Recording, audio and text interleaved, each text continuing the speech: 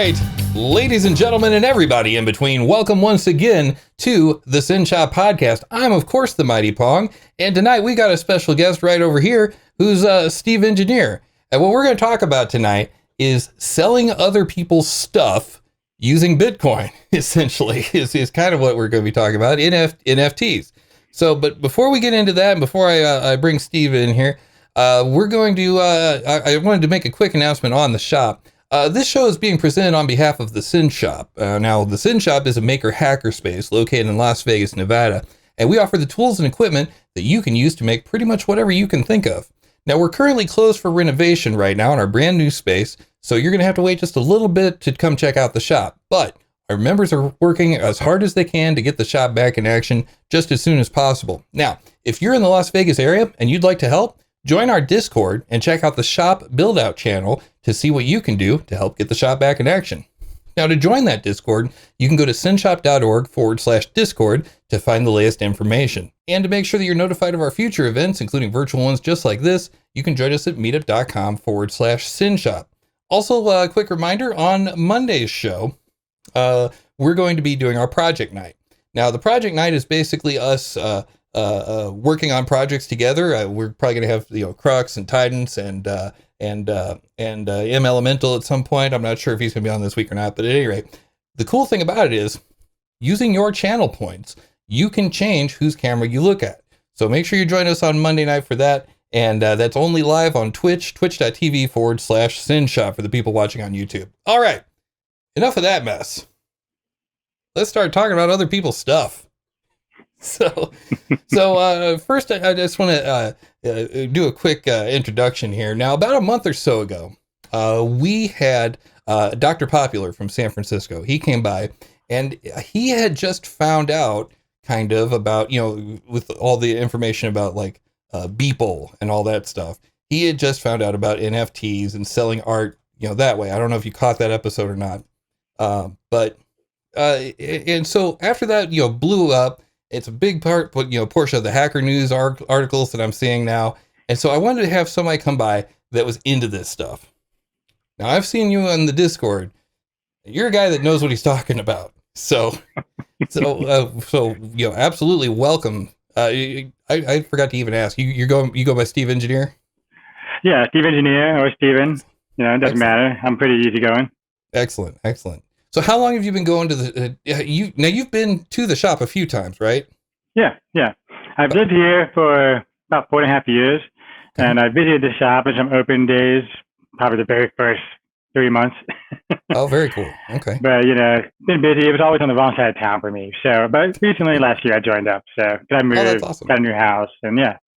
But of course, the pandemic made it fun, Yeah, that definitely got interesting. So, what's your favorite thing about the shop?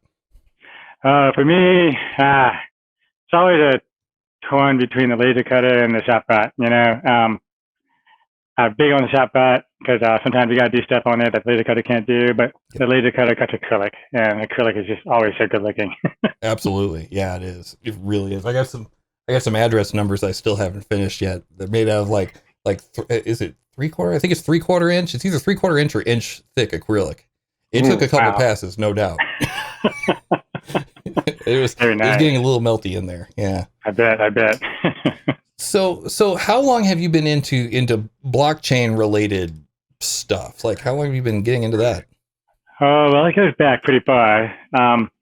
Basically 2011 is when I found out about Bitcoin. And, it was through the general ways that a young person does back then, through the darknet.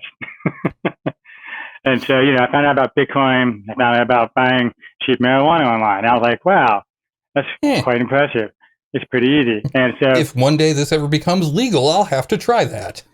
Yeah. And I was in the middle of engineering school. So I was taking classes for programming on microcontrollers, taking classes for C++, advanced. And so it kind of jabbed me at the same time. I was like, this is weird. What is this? And why is all these guys using this over here on the darknet? Right. Because the darknet to me was also another engineering investigation. It's like, wow, this is incredible. Yeah. So part of all that got me into Bitcoin, basically. And at the same time, I had already gone through the .com bubble in my high school years, and now I'm in college, and I was basically started to see other things. And I started college like 5 years after high school. So by then we were already going into the recession.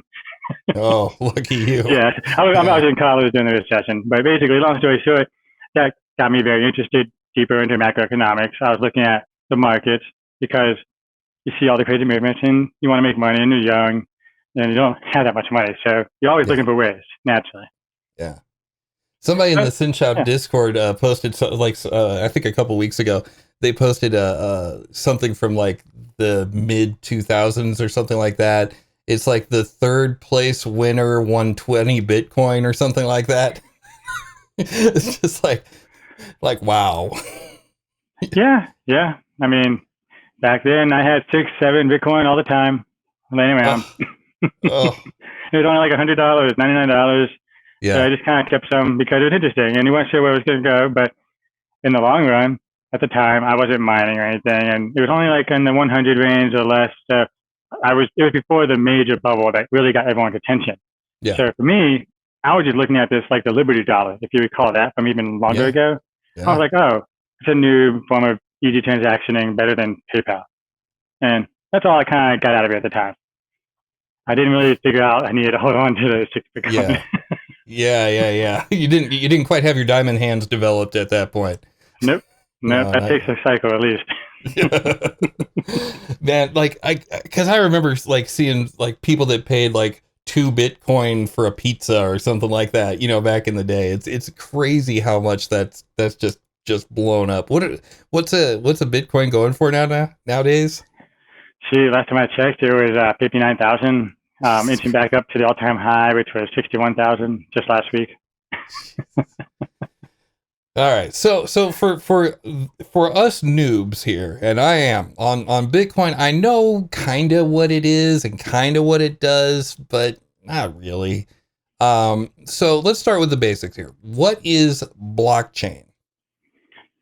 Blockchain, in its simplest form, is a distributed ledger. Okay. So if you want to go even simpler, it's distributed data, but it's confirmed by everyone that distributes it. So if you I like to look at blockchain kind of compared to torrent. A lot of people understand BitTorrent. You understand that many people are seeding little bits of a file to help you get a movie. Mm-hmm. So blockchain, it's just kind of, it's that, but for transactions and data. So basically you get one transaction going on. Now let me start simpler. So with Bitcoin, a block is composed of a whole bunch of transactions. And the very first block was just the Genesis block. There were no transactions. It created Bitcoin. And then from that point on, there were some people sending it back and forth. But each block is composed of all the transactions happening at that moment in time. And it goes out to all the miners, and the miners look at it and they all verify, yes, this block is good. One of them gets it first, wins all the free Bitcoins for that block. And then basically it goes back into the ledger. Everyone confirms the ledger. So you got to wonder what is valuable about that. For me, and for most of us that understand it deeply, it's the decentralized data, or in this case, the immutable data. Because with Bitcoin, those transactions are verified by every single miner worldwide. That's impressive for being under 18. I'm sorry. It was going to come out at some point over the next hour. I'm sorry. I shouldn't have done that. Oh, you're good. All right. So, I wish. So, okay. So and that's one thing that is kind of difficult for me to wrap my head around. So you're saying that it's the immutableness of the data that makes it valuable. So what is it that makes it so immutable? Why can't a bad apple get into the chain, insert itself, and just make up stuff? Yeah, that's a great, valid question. So with Bitcoin, the miners kind of empower the security. The more miners there are, the more security there is. So basically, if you wanted to try changing one transaction in the ledger, let's say you're doing it on the current block. The most common example is you want to send your Bitcoin to 2 different people to purchase something from 2 different people at the same time. You could, in theory, send out 2 transactions at the same moment, and all the miners will get it, and they'll be like, what the hell is this? And it'll get thrown away. But there are ways, in theory, to attack that.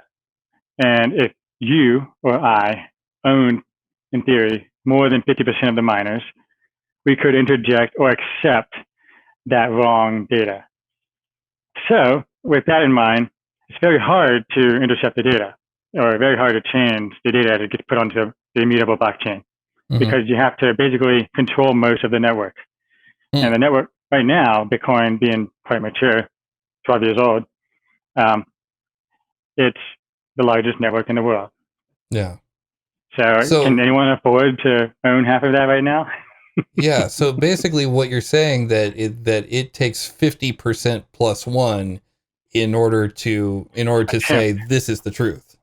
And that's still a dice roll, because that's only for that moment, and you might not win. It's still inherently random who gets to choose that block, the first person. Now, that's just for that moment in time. Some people are like, well, what if you wanted to change something in the past? Let's say it was 10 blocks in the past. Okay. The blocks right now are 16 minutes. So that's, just a few hours in the past.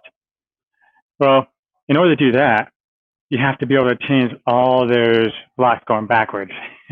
Yeah. Okay. So that kind of gets impossible, because you're fighting power that it's just even more. Because every time you attempt to do one, if you own more than half the network, 50 plus one, just attempting the first block is hard. It's not that easy. It's still like rolling the dice. Going back, you kind of compound that hardness every block. So realistically, it's impossible. It has been done, though, if you look at some of the abandoned coins out there that are really old with very, very low hash power. Someone like you or me with enough money can rent enough miners to take over the chain temporarily. And so it has been done in history, and so it's well understood now. And that's why we look at the strength of Bitcoin's network and we're like, no one can do that now. Oh, okay. So you're saying back in the day you could have, because there wasn't as many people mining as there are now. And now that there's a lot more miners, then, that makes it, yeah. Yeah, it's strength by numbers, Absolutely. Yeah. Yeah. Okay. So how does a legitimate Bitcoin, miner know the difference between something that is legitimate and something that is not? Well, that's kind of confusing to explain, I guess. But they just compare against each other. That's why 50 plus one allows you to take over. I see. Okay. So if I'm a legitimate Bitcoin miner, I get handed one thing that says that this Bitcoin here belongs to this guy, and I'm getting another that says, oh no, it was transferred over to this guy. Yeah. So in order to transact the block, you have to be the one who won that block out of all the miners. Even if you have 50 plus one, that's random. So all your computers are trying to win that hash or figure out that hash for that block first. And if you figure out that hash first, you get to attempt to cheat. Okay. So it's really hard. It's a game of luck on top of money. You have to have enough money to own half the network and then be lucky. Oh, wow. Okay. And the luck is like compounding against you each time you go back and try to go into the history of the past. Oh, wow. Okay. Wow. So what was was this the original purpose of the whole blockchain thing? Like, what was the start of this? Well, Satoshi Nakamoto, the anonymous person who created it on bitcointalk.org and on a couple of user groups, he basically wanted to create the people's money, because he created it right after the recession. So basically, when he created the Genesis block, he had a quote in there, and he basically quoted the Times newspaper from that week. And it was, "The Chancellor is on the brink of the second bailout for banks." This is in the big peak of the recession. Okay.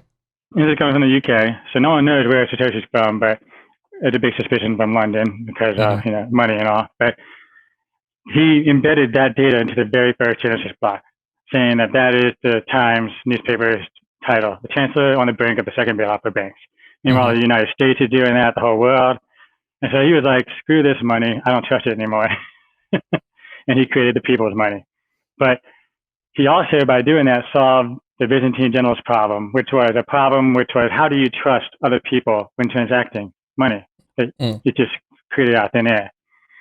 and that was the mining system. Yeah. Yeah, it's a complicated problem to solve, but yeah, that's how it was solved.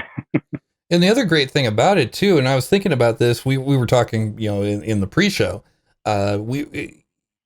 that's a thing, if you're concerned about inflation happening, in a way, Bitcoin kind of has reverse inflation, doesn't it? Because it gets harder to mine as you go forward, right? It does. And there's also a limited supply. If you look at Bitcoin as an inflation curve, for example, as the amount of Bitcoin that are mined every day versus the amount of United States dollars that are printed every day. Yeah, right. The Bitcoin is inflating at, what was it? Which is like 4%. It's still inflating more than US dollar. But in the long run, it's slated to reach zero. So everyone looks at that and they're like, well, whatever it is now doesn't matter. Because investors look into the future. They look at Tesla's stock. It's a joke, right? The profit to earnings ratio. So what you're saying then is no matter how much it's worth now, it's going to be worth more. Most likely, obviously, this is not financial advice, yada yada yada. But but most likely it's going to increase because the supply is going to have a finite amount, and that's it. And like sometime in the future, we'll all be dealing in like 0.00001 of a Bitcoin. That's the hope, but you gotta understand that's only if the people accept it. Because just like the US dollar, there's no real backing or value behind it. It's not. Some people say it's backed by the military. That's not true. It's just backed by what you and I believe it is. It's basically converting my hours of work into your hours of work. Yeah, it's a tool. This is an interesting question from Pomprox in the chat here. They say, shouldn't any argument for Bitcoin growth also apply to Dogecoin? Perhaps. I wouldn't discount that. There's going to be many coins in the long run that survive. I call it the parallel crypto economy to the rest of the world's central banking economies. So I feel in the long run, it's not a bad idea to bet on everything or a few things if you're looking for that, to hedge against central banking countries like the United States and their ever printing of US dollars. Yeah. Oh, so Crux says Dogecoin doesn't ever get harder to mine. Yeah, I'd have to check that. I know they've been doing code-based changes, but I thought the difficulty was still changing over time. But maybe I know they changed their entire hash algorithm in the last couple of years. So let's just look at the hash rate chart. Dogecoin. The hash rate is basically, how hard it is to mine. And oh wow, that's pretty steady. Let's zoom out. Yeah, they did something recently. Definitely holding pretty steady for almost over a year. You look at the value of it over time, and it's pretty much flat, except when it's for the memes. I mean, is it ever not for the memes? That's the really important question there. Well, you got to realize a lot of these cryptocurrencies are being driven by Bitcoin. Bitcoin is still 63% of the entire market cap of all cryptocurrencies. So I don't like to really look at the Dogecoin against the US dollar value over time. I like to look at Dogecoin against Bitcoin over time. Because Bitcoin is going up in value. You can't sell Dogecoin unless you sell it into something else typically. So inherently, the value of most coins that aren't Bitcoin is derived from Bitcoin's rising or Bitcoin's falling. And you see it in the graph. If you overlay Dogecoin, Bitcoin, Litecoin, Ethereum, everything on top of each other, and when one crashes, they all crash. But that is slowly going to change over time as markets mature. That's not something to expect forever. I would put that up on the screen, but it would just look like trying to get your grandmother to do email. So I'm not even gonna start doing that. No, we don't want to get into technical analysis. No, click on the screen. No, don't lift the mouse up. Just leave the mouse on the table. Click the. Okay. All right. So let's see. So that's blockchain in a nutshell, and we kind of went into Bitcoin as well. So that brings us to NFTs. Now we've already established that the blockchain is just a ledger of transactions, right? Boom. This guy gave this to that to that. If you went to Sunday school, it's kind of the book of numbers of of data. So yeah. So then at this point, so that brings us, I guess, to NFTs. So it sounds to me like the very first Bitcoin was an NFT. Am I reading that right? Because you said he put in the quote from the paper at the time into the thing, right? Yeah, I see what you're saying, but no, that's No. not quite the same. NFTs are completely different from Bitcoin. Okay. Especially the three letters of them explains why. Bitcoin, I can send you one Bitcoin, you can send it back to me, Yes. and you can do that 10,000 times, and that Bitcoin remains one Bitcoin. It's no different. Whereas NFT, it stands for non-fungible token. Right. You know, Bitcoin is fungible. Fungible means it's the same thing when it moves back and forth. When I give it to you, it comes back to me. It's the same thing. It's fungible. And non-fungible basically means it's a unique, independent copy, kind of like you versus me in our DNA, or how ugly we are. So that non-fungible tokens create something different. They create a way of proving that this is a unique copy of something. Now, what you do with that is up to that particular blockchain. So, as you probably notice in the world, there's quite a few cryptocurrency blockchains, right? A couple, yeah. And if you haven't looked, you should check it out. There's quite hundreds of them worth looking into and digging into. It's crazy. But the non-fungible tokens, basically, they're built more like Ethereum on top of smart blockchains where you can program them, you can write scripts, and you can write contracts. So non-fungible tokens, they actually didn't come until after Ethereum. Oh, okay. Most people don't realize that, probably, I guess. It's kind of bubbling up. It feels independent. Mm-hmm. But non-fungible tokens didn't come until smart contracts came, which Ethereum brought to the world first. Okay. So Ethereum. Is that one of the drivers? Because I had always wondered why Ethereum was one of the big upstarts. So that's one of the drivers for Ethereum is that you can write contracts. It sounds like. Yeah. So Bitcoin created money that we could easily move around, and it's the people's money, and it's digital. But there was something missing. Like it was hard to integrate with other systems. Look at Coinbase. It took them forever to get big. It was great, but something was missing. And people who looked at it on the crypto world, they were like, what can we do with this? And eventually, this genius from Russia, Vitalik Buterin, I'm not sure if I'm saying it right, he came up with the concept of adding code to the money, to the digital Bitcoin, basically. Okay. And he created his own called Ethereum. Now, once you create money that has code attached to it, you can do really, really weird things. You can make money move itself automatically, like a payment scheme. Let's say you fill up an Ethereum smart contract and you programmed it in its language called Solidity. You program it to send $10 a month to Hulu. Obviously, Hulu is not set up with cryptocurrency that well yet, but that's our envisionment of the future. Sure. But that's what Ethereum brings. It's the ability to program your money to do things. Okay. And it gets deeper than that. Once you have a programming language and money, that's part of the money. You can do anything in the world you can imagine. And that's why NFT is just one of the many creations. They found a way to make the money be individualized, in a sense, and make the data be stored on there. So just to recap here for Gorgie's Gone Wild, they ask, what is an NFT? Not trolling. NFT, we kind of just went over that just a little bit ago, but really briefly, it's let me see if I explain it right, and we'll see if I learned anything. Here we go. Okay, so it's basically it's built on a blockchain, which a blockchain is basically a list of transactions that is secure and verified, right? And NFT is basically data that's put into that transaction that cannot be changed, right?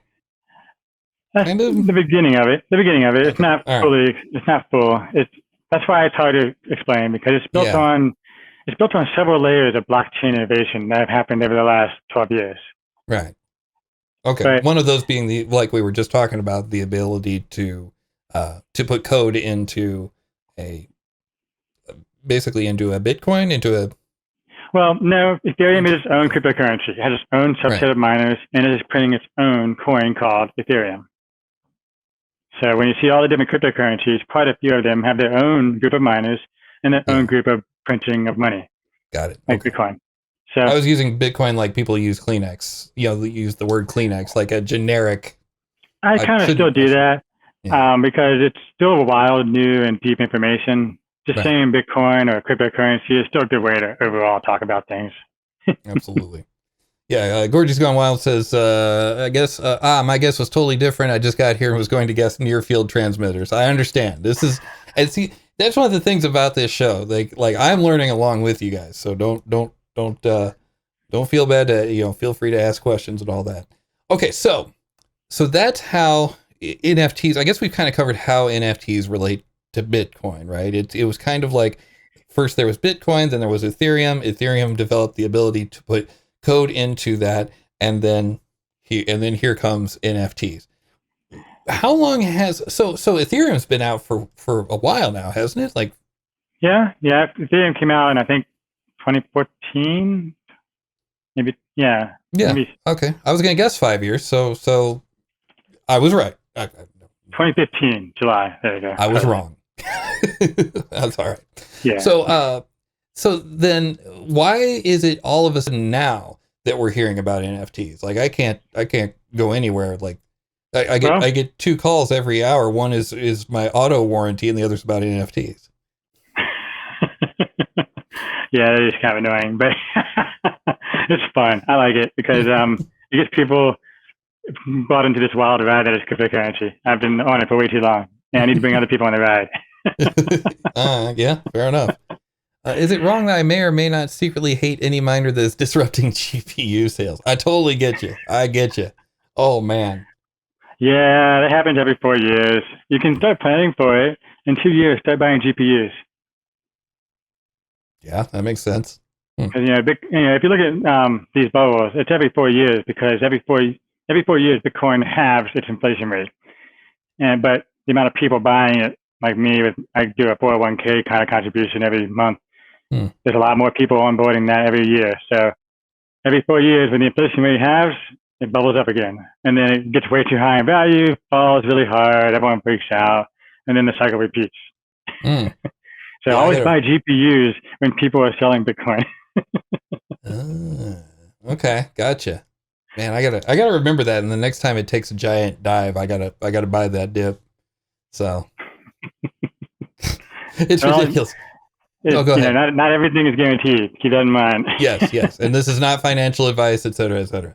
So, yeah. So one of the things that Dr. Popular brought up a couple of weeks ago was that NFTs, he said they're extremely bad for the environment. Like something like it takes as much energy to make an NFT as flying a jet to somewhere. I don't remember. But my point being here is, let me get to this here real quick. My point being that if it's all just a calculation of, is this right? Yes, no. Why is it so much energy to make a single NFT? Yeah, that's a complicated discussion, but it was basically because the very first version of this is inherently inefficient. Ethereum, for example, is working on version 2.0. The testnet launched back in October of 2020. And they're supposed to be activating it in July. But basically, Ethereum 2.0 is designed to help throughput and reduce energy usage. And it's not really so much because of the energy usage, but because the race of miners became people with the most money winning. So they're trying to stop that. But long story short, the next version, Ethereum 2.0, is built on other cryptocurrency innovations that came after Ethereum, and they're bringing them in. So they're trying to upgrade to things that were thought of after they were thought of. So yes, there's some issues, but at the same time, with Bitcoin, for example, you could argue that the cost of mining a Bitcoin happens to be equal to the value of a Bitcoin right now. Okay, so what you're saying is, yeah, it's a lot of energy, but if each Bitcoin is worth $50,000-$60,000, then it's kind of like gold. Right now, gold mining, every time it goes up in price a lot, the miners can afford to dig a little bit deeper. Which again is really impressive considering they're under 18. I got. It's going to be once every half hour. I'm sorry about that. Speaking of every half hour, Can you guess how old I am? Before we hit the break here, Crux says it's dumb because for Bitcoin, at least, it's not financially viable to mine with GPUs. So GPUs are mostly altcoins, from what I understood. So okay, all right. Before we do the top of the hour break, is it worth altcoins? Is all the little tiny, like, you know, not I guess Dogecoin is still an altcoin. Mm-hmm. Yeah. So are those worth anything? Like, Yes. I mean, they're worth something, but like. So I keep I manage my own index fund with Shrimpy.io. Okay. And basically, I buy into everything and don't worry about it. So I don't have to worry about deeply investing. But I do look for the crappy ones. So like altcoins, there's some good ones and there's some bad ones. A vast majority of the 50,000 that were created in the last 10 years were crap. Mm-hmm.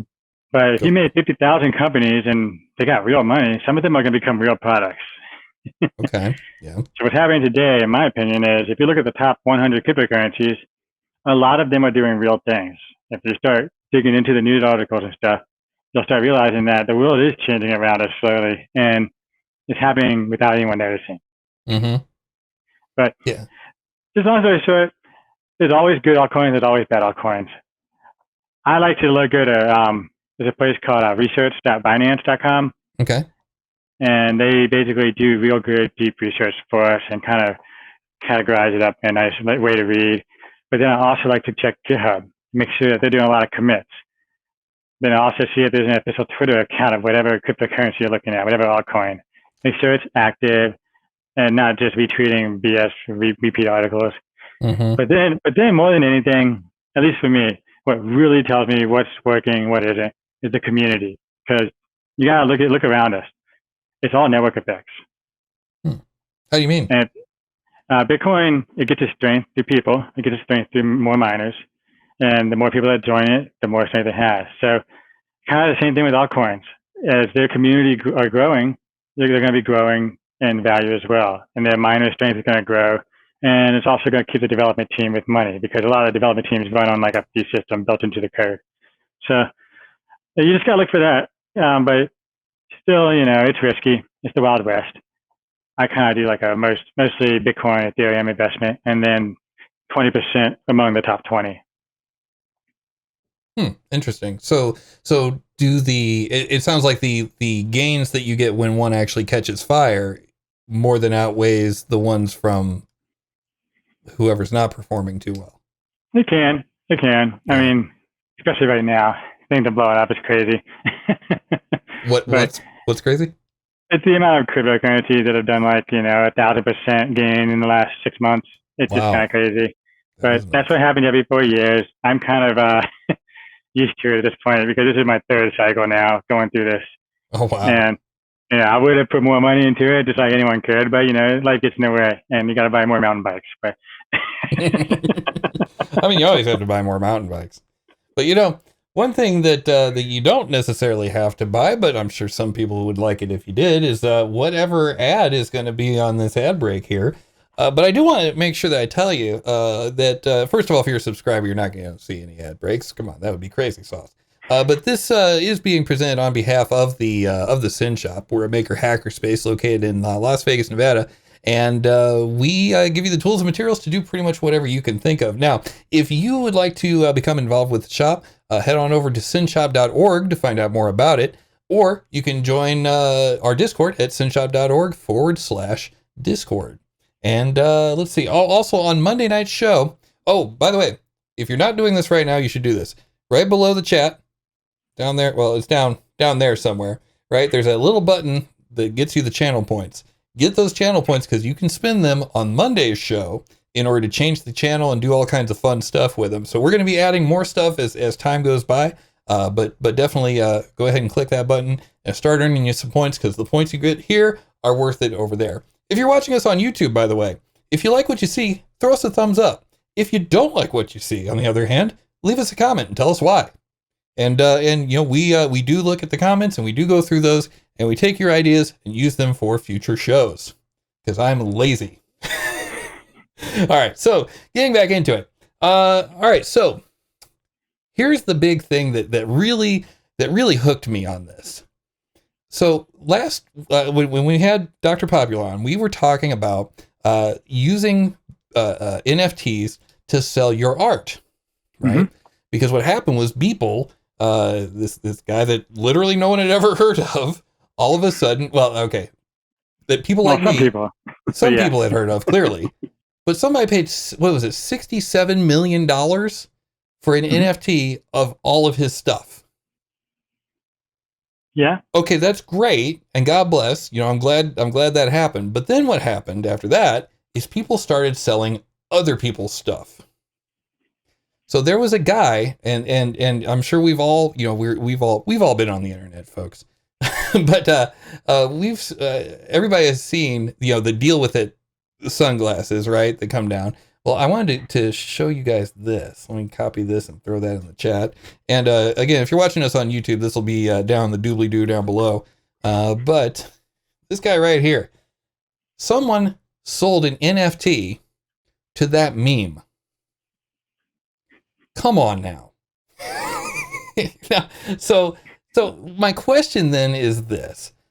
We kind of talked a little bit about how things are able to be attached, because right there's code that's attached to the thing, and that's how you can attach code to it. You can attach, so can you attach anything? Like you can attach a music file, you can attach an image, et cetera. Yeah, there's obvious limits. Every blockchain, for example, has a limit, and that's why some things are coming out, such as Filecoin. If you haven't heard of that one. Filecoin basically distributes storage of data. So the miners, instead of actually mining useless hashing and energy usage, all they do is just make sure they verify that you have the data. So like every 10 minutes, the network checks each other, and all the miners look at each other and like, do you still have your data on your hard drive? Do you still have your data? Okay, cool. And then they get rewarded for basically proving that they're storing this decentralized data for everybody. Okay.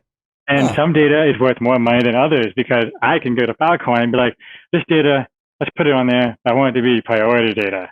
And so miners can be like, well, I want to hold on to priority data. That's worth more fees every 10 minutes. So, wow. That's one of quite a few implementations, because this is a problem that came up like 5 years ago when Ethereum was finally being understood what could be done. Yeah. So 5 years ago, people were like, we need YouTube on here. We need social media on here. We need, art and other stuff. But it's a very long process to get that far. We don't have enough people on the network to serve YouTube. Can you imagine miners serving YouTube? That was a lot of data. We need a lot of miners. A lot of data, yeah. That means you and I would have like computers of miners just in a closet trying to make money. But that's the future here that we're seeing with decentralized everything with crypto. I've got to limit myself to one miner joke an hour. A half hour. There's no way I could do every hour. Okay, Gorgeous Young Wild says, so a community cloud service, and that's interesting that they say that, because it sounds exactly like that. It's basically like, okay, I want this to be priority data, so I want this to basically be backed up in the cloud, but literally, well, I mean, it's always literally other people's computers, but it's other people's computers. And it's not like Amazon's computers, it's just other people. Yeah, and so now with that, and as it matures and gets more used, Ethereum, with its smart money, you could make a contract on Ethereum that talks to Filecoin and brings files over. So now you can make a bank on Ethereum that holds data by using that blockchain. And that's kind of what we're seeing in the future here is interoperability between blockchains, because there's a lot of great ideas, and we need all of them sometimes. But we can't afford to remake everything. So instead, they're all starting to work. And that's where you see other things like Polygon, Matic, Chainlink is pretty big. I think it's Google venture backed. Chainlink is basically, by its name, is trying to link all the different blockchains, because there's a lot of data, a lot of useful mining information. And in the long run, I don't know if you've heard, but this is Web 3.0. Web 3.0 is decentralized data, decentralized everything. Even the banks. I'm glad we're finally on 2.0, on 3.0, because 2.0 was getting boring. Like, it was like, okay, we got rid of drop shadows. All right, we use CSS now. Okay, what's next? We've been on 2.0 for a long time. So, yeah, it's been like 10 years or so. I don't know. Yeah, it's been a little bit. So 3.0 is taking it away from the corporation. So, it's going to be more expensive though. Kind of going back to what we were talking about before with Bitcoin, if we are by using Bitcoin and all this, if we're taking money out of the normal financial systems, how is it allowed to happen? Because I mean, there have been countries that have been greatly inconvenienced by trying to get away from the dollar. So like, I see what you're saying, but I wouldn't look at it that way. Yeah. That's why I call it like a parallel crypto economy. Because you got to realize the stock market, what is that? That's sucking US dollars out. And where do the stocks come from? A company just like, here's 3,000 shares. Yeah. I created them from thin air. In fact, let's do 20 million shares to the CEO. He needs to be paid a lot. So if you look at that, there's money creation everywhere. If you look at credit cards, that's money creation. Not all money is printed from the US government. And so realize that that's not going to hurt the US dollar. They're all going to work and live together in tandem in the long run. And you already see it. So here's the best example of the graying of this space. Okay. Tesla, MicroStrategies, and 6 other stocks right now on the stock market are holding tens of thousands of Bitcoin. So right now, if you hold, any of the S&P in your 401k, Tesla's now on there. Tesla's holding a ton of Bitcoin. So therefore, you have Bitcoin exposure now in the stock market with your US dollars. Okay. If you have a 401k with the overall stock. So, and that's also going the other way. I don't know if you noticed during this GME bubble, GameStop bubble, there were some GameStop tokens created on the Ethereum network. Because of course there were. Because there wasn't enough stocks to buy. Oh, God. And they were created to track the stock price. And it's kind of like futures. It's kind of like, options. And those are real tools that have real purposes and real value. So you see what I'm saying? It's all going to gray and mix, and you're going to look at it 10 years and be like, what in the world is this? Yeah, no kidding. Like 10,000 years from now, like future historians are going to have a really tough time with this era. Yeah, because it's really dense with data. If you watch any of the documentaries, I laugh hard at them, but I watched my wife watch it, and she's just like, some of it's funny, but a lot of it's happening on the forums, a lot of it's happening on Discord, a lot of it's on Reddit, and that it's all of us. It's kind of like a mirror image of the Wall Street Bets story. Bitcoin is happening with the people off to the side. Wall Street Bets is happening with the people off to the side, and the world is just all of a sudden like, Yeah.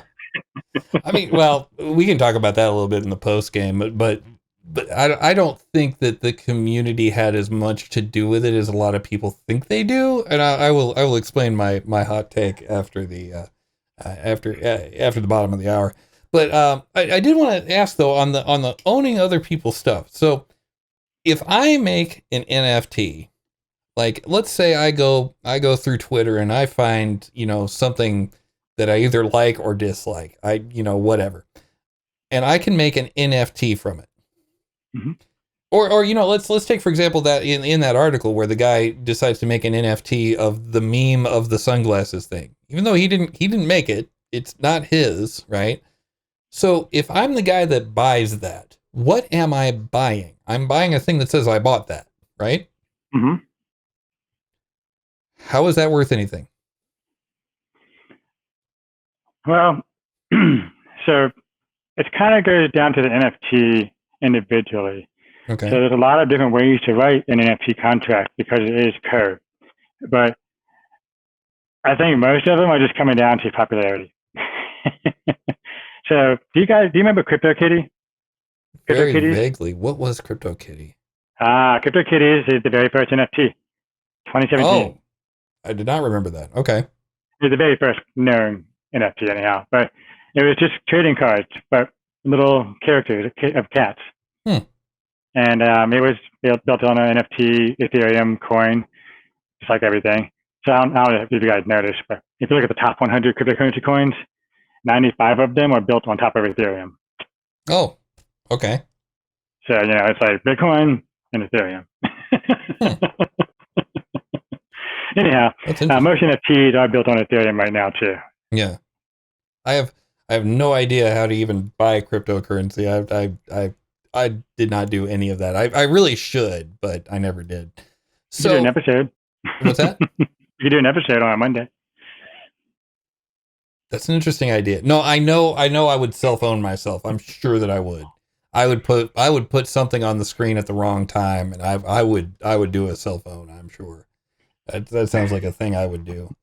But so in the case of if this is used to secure a thing, like let's for example, Beeple, right? Okay, I'm sure that some of the artwork that he sold was also somewhere else.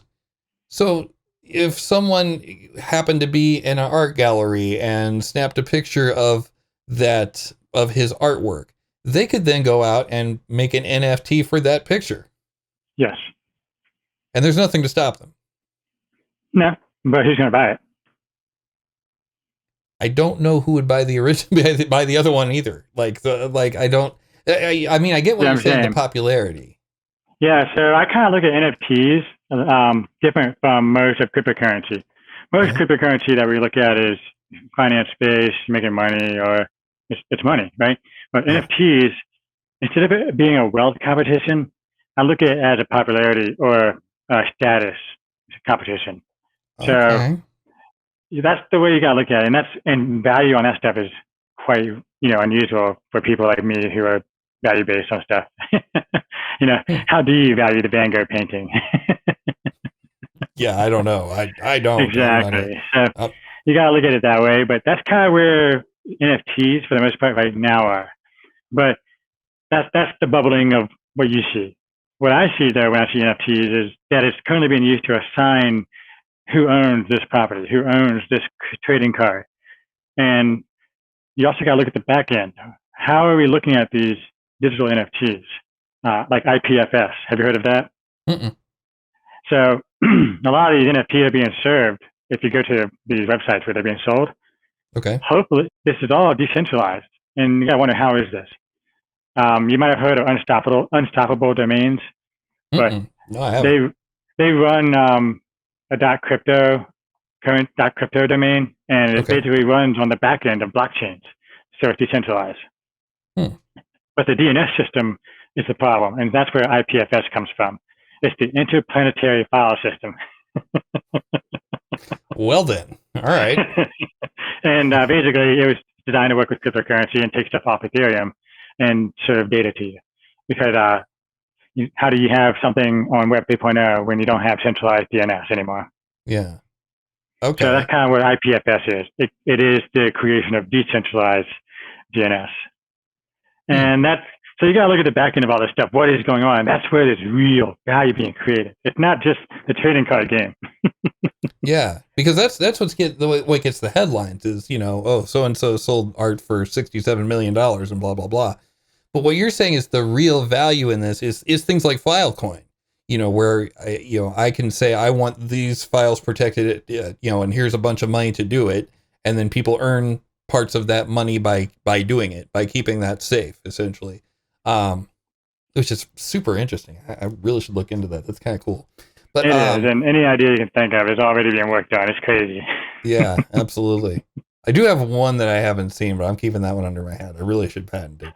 But so Gorgie's in the chat says, I would only buy a coin based on doggies. If Dogecoin was real, that would be my choice. Well, guess what? You're in luck, because it's real. In fact, Dogecoin sponsored a freaking NASCAR. When was that? That was years ago, wasn't it? That was like 4 years ago? Well, it happened last week, too. They're doing it again. Oh, I didn't know that. Oh, that's awesome. Yeah, we have a Dogecoin card again. Yeah, no, Dogecoin is most certainly a thing. So that's happening on the Reddit, r/Dogecoin. Just go in there and donate. Well, there you go. You too can buy Dogecoin.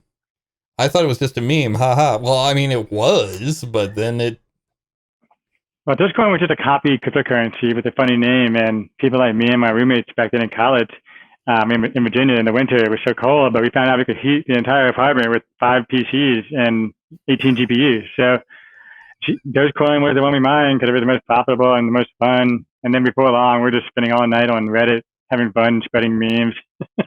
That's awesome. Wow. Yeah, no, I saw something about that, like somebody heating their apartment with that, like, I can't remember where it was, but they were like, yeah, my house is nice and warm. I think they were in Texas. I'm not sure. They had gas heat, but their house was still warm. I can't remember. But anyway. Yeah, if you have the equipment, you should always mine in the winter because it gives you free heat and money for that heat. That does make a lot of sense, actually. Mm-hmm. Huh. Yeah, I'm waiting for an HVAC to be made out of miners one day. Nope, half hour hasn't passed. I can't do it. All right, so let's see. So okay, so it's basically like a trust thing. Like if you don't have the NFT, then you don't officially have the real thing. So it's basically like buying a Louis Vuitton bag at a flea market, right? It's like, okay, yeah, you have something that looks like a Louis Vuitton bag, but it's not really a Louis Vuitton. But the hash code said it's not. Right, yeah. Okay, so that's what gives it the legitimacy then of... And you would have the private key to prove it's yours. So when you sell it, you lose that. Right. Okay. And so, I don't know, that's kind of where I'm looking at that too. I kind of prove ownership in most cases. And you're going to see us get attached to real estate. But right now, what I'm seeing is the people like me who are trying to find out where to actually look at NFTs for our future use. Because I'm a developer. I like to look at developing things, where it's going to go. And right now, people are using it to attach to domain names. We don't know where that's going, but it's a pretty good idea to prove ownership through a domain name with an NFT. But we're not sure where it's going to go. Right now, all the laws of the world are still the laws of the world. So we're not superseding copyright laws, trademark laws. We're adding to it. Okay. Yeah.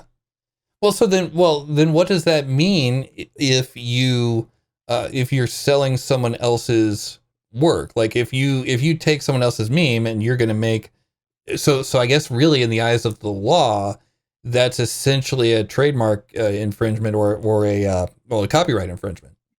Not quite, but so if you go to the NFT guys subreddit, I forget what it's called, like NFT makers or NFT artists.